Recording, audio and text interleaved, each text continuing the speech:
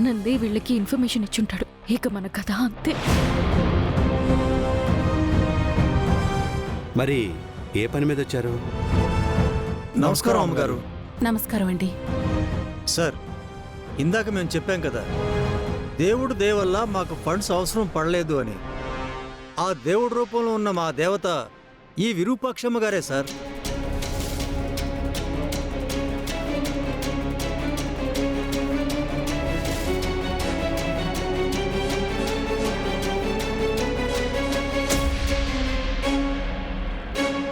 పాతికేళ్లుగా మా అనాథ శరణాలయాన్ని ఈ విరూపాక్షమ్మ గారే దత్తత తీసుకుని నడిపిస్తున్నారు సార్.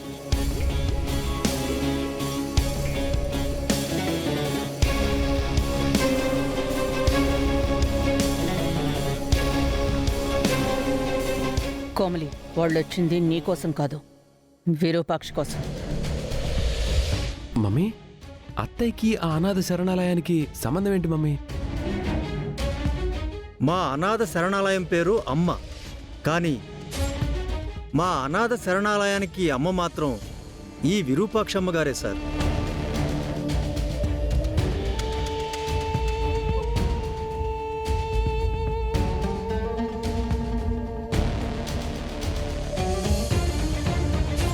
పాతికేళ్లుగా మా అనాథ శరణాలయానికి ఏ అవసరం ఉన్నా ఈ విరూపాక్షమ్మ గారే చూసుకుంటారు సార్.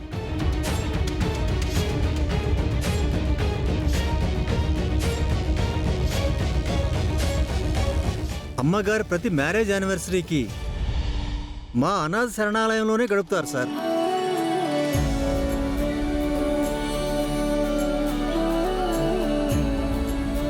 కానీ ఈసారి మాత్రం రాలేదు.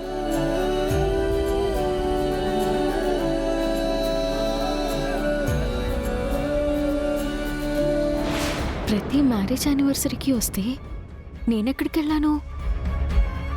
నేనెప్పుడు ఇవన్నీ చూడలేదు. నువ్వు స్కూల్కో కాలేజ్కో వెళ్ళుంటావులే కోమలి.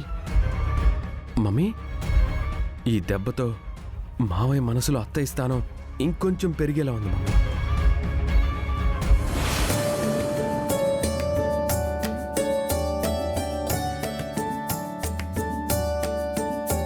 అమ్మగారు, మేము ఒక చిన్న పని మీద ఇటువైపు వెళుతున్నాం.